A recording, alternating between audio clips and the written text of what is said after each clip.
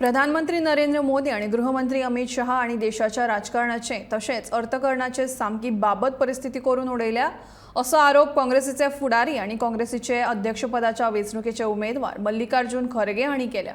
भाजपान देशाक विभाजन करपाचे काम केला जाल्यार काँग्रेसीन सदांच देशाक जोडपाचे काम केला अशें तांणी म्हळां। काँग्रेस पक्षाची विचारसरणी तिगोवन दवरपा खातीर हांव काँग्रेस अध्यक्षपदाच्या वेंचणुकेत देवलां अशें तांणी सांगलें।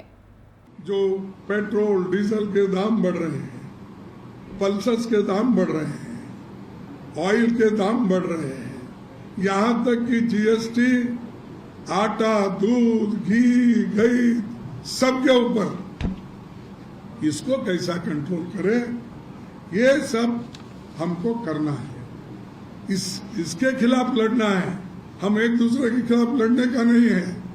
हम दोनों मिलके मोदी और शाह के खिलाफ कैसे लड़ेंगे वो इम्पोर्टेंट है। सबको लेके बीजेपी आरएसएस देश को तोड़ना चाहती है, हम देश को जोड़ना चाहते हैं।